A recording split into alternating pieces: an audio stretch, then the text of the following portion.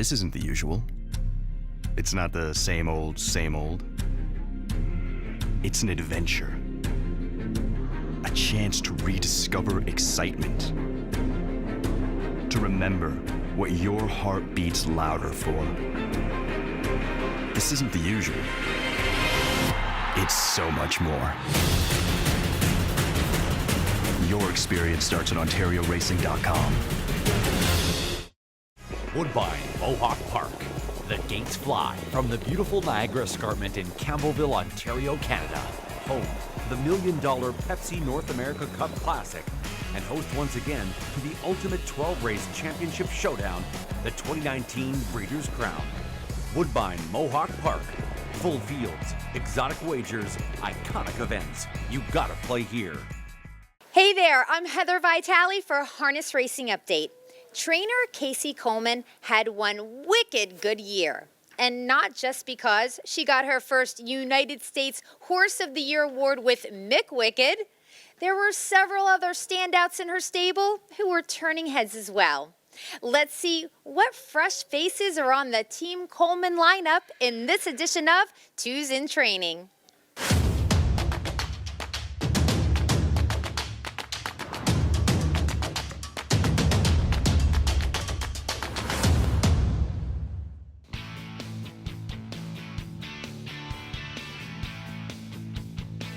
Casie, congratulations are in order about McWicked. Not only was he Canada's Horse of the Year, which you've had Canadian Horses of the Year before, but oh my goodness, United States Horse of the Year, very cool. Yeah, thank you very much. It was pretty cool. That was our first U.S. Horse of the Year, so that was pretty cool. And let's say he had a great season. And sorry, we beat Sharton.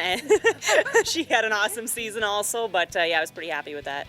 Yeah, last year, 2018, we had a couple undefeated 2-year-olds. Kissing in the Sand was incredible. So for McWicked to get United States Horse of the Year really is saying something. Yeah, it was a huge year. Let's say I think there was 2 or 3 2-year-olds that didn't get beat, and let's say Atlanta beating the boys in the Hambo. Sharton, she was amazing. Kissing in the Sand, like there was a lot of wicked good horses last year. So yeah, I was real happy that he was the one they chose.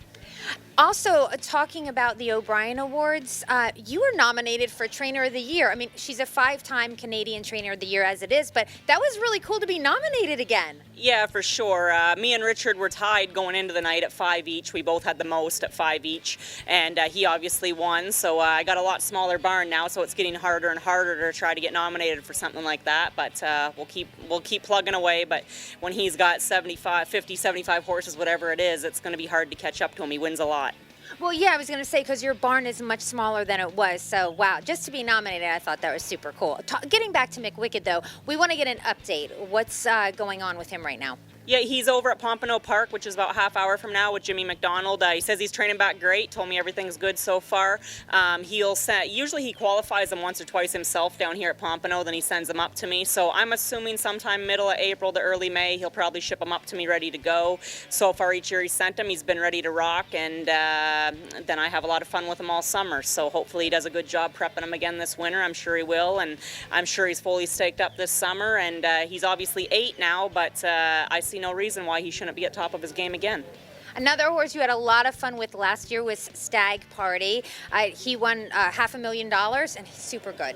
Yeah, Stag's an awesome colt. He only got beat a few times, and the last start of the year when he got beat, he wasn't quite right. He came into the race a little bit sick, and he wasn't quite right that night, but every other start that horse race, like when he went in 50 going away in the Metro, that was really exciting. When he went 52 over the half-mile track at Grand River, that was just a crazy good mile. He's training back great. We've been in 2-7 with him so far here. Actually, Dave Miller's coming in early next week to go with him in the bike. We'll go about 2-5, and been real happy with him so far.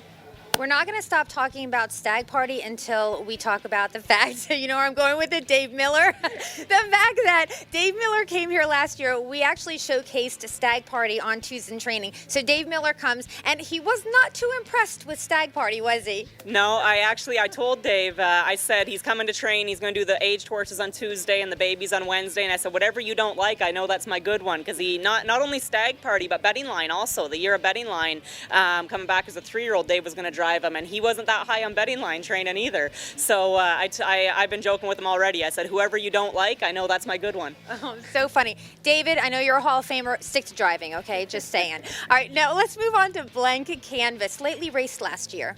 Yeah, I'm not even sure. I think I raced him maybe about 5 times, 6 times. He had something like 3 or 4 wins. He was second in, I think it was the Champlain. I was going to take him up to the Metro, and I ended up deciding I shut him down after the Champlain. He's a really nice colt. He had a lot of soreness issues, nothing major, but just kind of colt sore everywhere.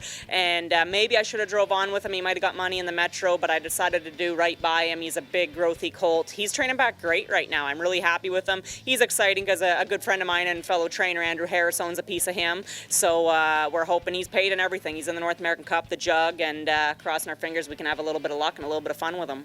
Just 2 4-year-olds I just want to talk about really quickly. West Delight is one of them. Yeah, West Delight, Crawford Farms sent him to me this year. They bought him last year for pretty good money, and they didn't have that much luck with him. I guess he got sick, and then they gelded him. He's training back great so far, so it's going to be a tough year. There's a lot of really, really good 4-year-olds coming back this year, and obviously the open horses, too, he'll have to face, but really happy with that horse so far. And Alexis Faith, she's won $500,000. Yeah, Alexis, I sold her in the sale. We made about $500,000 with her at 2 and 3. I sold her at Harrisburg. Crawford Farms bought her for, I think it was about $250,000. They bought her off me. They asked if I'd keep her and train her back for them. I kind of thought they're buying her to breed her, but they said we want to race first and see how she can do. So she's training back great so far also. So again, it's always tough, that 4-year-old season, but she's training back good, so we'll see what she can do. Okay, now we will move on to the 2-year-olds.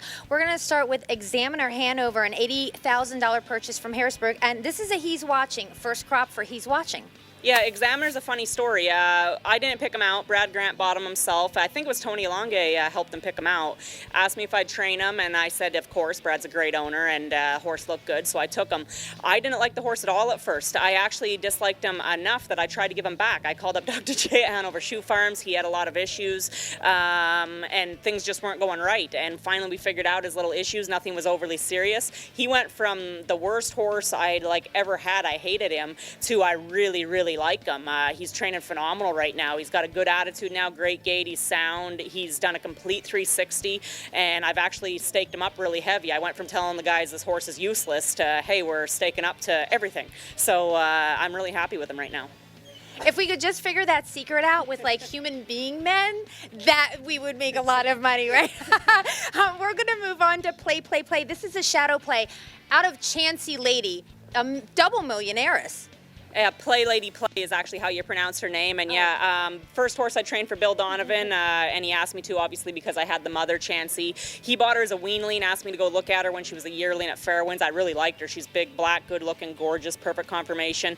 You picked my 2 problems, the first 2 to talk about. She was the same thing. I had 2 horses this season. I told both owners, these horses are no good. You need to move them right from the get-go. She was the second one, and she's going better right now. She's very fast, very talented, but she still does have, I'm not 100% sure what to think about her. We've only paid her in the OSS because she's got issues. She goes forward, though. Anybody that watches her train, she wants to do her job. Her ears are forward. She wants to do it, but she's definitely, we've sent her for a bone scan, and we didn't get much results because she has issues that we haven't been able to figure it out 100%, but hopefully she makes it there. How do you like Golden Sand at Some Beach Somewhere? He's a really, really nice colt. Very high on that colt. He's Alexis Faith's brother, actually, Some Beach Somewhere, and their brother-sister. He can get a little bit warm, a little bit aggressive, so we got the open bridle on him. We always take him from the back, but he's a really nice colt, and he's got a unreal, I think his hobbles are 61 inches already, and he's got a great gait on him, so if he just keeps his level head on and doesn't get too hot on us, he can fly. And we're going to move on to a sports writer now, very dear to your heart, Sam McKee, Hanover. Yeah, we're all hoping, obviously, with that namesake, hopefully he can do some good things, Sam McKee. He probably is I'm hoping he's a good gold colt. I do have him staked in the Metro, and I think I even had him in the Breeders' Crown. I might be shooting a little bit high on that, but he shows me good things. He's good gaited, he's got a good attitude, he shows a lot of talent, but he seems like I either really, really like him, or I've never not liked him. He's never had a bad training day, but he's either really good or mediocre, but he's never done anything wrong, really. So we got high hopes, and like I say, with that namesake, we're hoping we can do good things for Sam McKee and his family, to have somebody to watch and cheer on. Oh yeah, definitely. I mean, Sam, Hall of Famer. I mean, one of the good guys in the sport, so everybody is going to be cheering that horse on for sure. What about Indictable Hanover? Yeah, he's Indictable Hanover. He's. You know what? I am definitely gonna be practicing horse names for the next few interviews. I actually don't even know if I said it right, because Ken Middleton, I remember he told me a way to say this name, and I'm not even sure if that's the way I said it, so I'm not sure. But one of his owners, John Fielding, wanted me to change his name, and I have bad luck with name changes, and this colt is really, really nice. He's who I think is my best one. He can fly, absolutely scary talented. Again, obviously, he's another Bettors Delight. I've had a lot of good Bettors Delights, and he just happens to be a Bettors Delight again. He's a June foal. Maybe that's why he went so cheap. I thought I'd have to pay a lot more for him, but a lot of people don't like June foals. Also, when he went through the sale, he had ripped his eye part out. Like, he really hurt his eye really bad about an hour before he was going to sell, and it's not a problem. It's all fixed up. He sees fine out of it, but I think that's why I got him the price I did. But I'm very excited about that colt. He's very, very talented, and we don't know how to pronounce his name, but he's pretty talented. Well, maybe we should just call him pretty talented. We'll get there. How about another Bettors Delight? This is Ace's Rock, and actually, when I came to visit the barn, we found out he changed from a C to a G. Yes, we the day you got here, we had two that I decided to geld, both Bettors Delights. Ace's Rocks, really nice colt, very well bred. I paid $140 out of Lexington for him. Training good, doing everything right, but he's getting a little bit lazy, and you got to chase at him when he gets lazy. He's got the talent, but he makes you ask him, and anybody that knows Bettors Delight colts, if you got to chase at them, they get sour easy and quickly. So it's hard. I really hope that he goes on and makes $1 million, and the owners are very upset with me for gelding him. I'm one of the owners also. So I hope we have that problem. Like I say, he is a talented colt, but yeah, he just got gelded 2 days ago, and hopefully he makes a happier gelding. Yeah, and that's the other one, Better Focus, who just got gelded. Yeah, and Better Focus, same thing. Really nice colt, great gait, and same thing. Just his attitude was getting a little bit funny, and I like him, but I don't think he's no horse that's going to go on to stud, so hopefully he'll make a better gelding. You know, it's so funny. You've had so much fortune with stallions that I would think that you would never even ever geld a horse. So it's interesting to know. Basically, they just start going sour, like what, for a week, a couple months? When did you decide? Yeah, with me, and it is funny because, like I say, I am like the reason I have such a small barn now and I can do what I do is because of my stallions. That I own a piece of all of them and they've done well. So yeah, we want stallions. That's what we're looking for. But I'll also take a really, really good racehorse. Like I'll put Vegas Vacation and Michael's Power, a couple examples of horses I gelded early and did very, very well. But as soon as they start showing you, they get a little sour and you got to start chasing at them and their ears get pinned a little bit. Like you don't want that. And the sooner the better. Some people that wait too long. I've done it myself. I've waited. I said, no, this horse is talented. He's going to come out of it. I've done it myself and waited. Every time I've done that, it's not been good. It ended up I waited too long. You don't change their attitudes around. So honestly, that horse trained us first time. I wasn't happy with him about a week. Ace's Rock, sorry. He is about a week ago.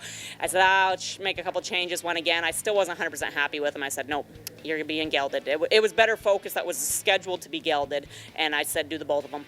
Oh, wow. Well, we're going to top this interview off with a horse that never has to be gelded because it's a filly. And it's Gracie Lane.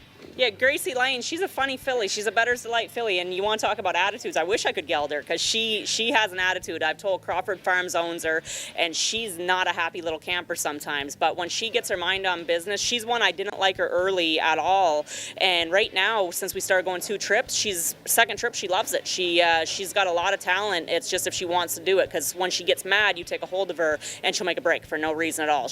And her gait's perfect. It's just because she gets mad and sour. So it's funny you say that, because if you could geld a horse and it was a filly, it would be her, because she definitely needs a little bit of an attitude adjustment. But if she stays happy and does her thing, she's got a lot of talent, that filly.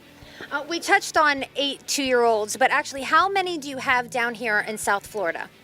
We got 16 horses. 10 of them are 2-year-olds, 4 of them are 3-year-olds, and 2 of them are 4-year-olds. Okay. And we also like to talk about how incredible it is to be training during the wintertime in Florida. How long have you been coming to Florida? I believe 2010 to 11 range was about my first year, I'm pretty sure. And since I've come the first winter, I'll never do Toronto again. I can't do it. I did it for many years, and this is just phenomenal. Like, it doesn't feel like you're working. Like, it's sunshine every day. If it happens to rain, wait 20, 30 minutes, it's gone, it's cleared up. T-shirts and shorts every day. Some people say, come down here just last week. So some friends were down there, like, it's so hot. I'm like, I'll take hot any day over the freezing cold. We start really early. We're usually off the track by 9:30, 10 because it does get hot. I don't like them training in that heat, and they all got fans in their stalls.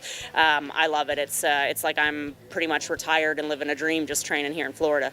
When do you head back home? We're leaving the 16th of April, I think. Okay, all right. Well, I'll see you at the stakes races in the winner's circle. Thanks, Casie. Yeah, no problem. Thanks for having me. Again, so many thanks to Casie and her team as we hung out at her winter stable at Sunshine Meadows in Delray. I'm Heather Vitale for Harness Racing Update. Harness Racing Update is the sport's most comprehensive and trusted news source and the fastest growing publication in the game. HRU has you covered with award-winning features and commentary from some of the sport's best writers. Stellar photography, race news, results, entries, handicapping, and video replays. The industry's most comprehensive sales results and Harness Racing's best reader feedback section. And it's all delivered free of charge to your email box multiple times each week. See why HRU is the most trusted news source of the sport's most important people from all facets of the industry.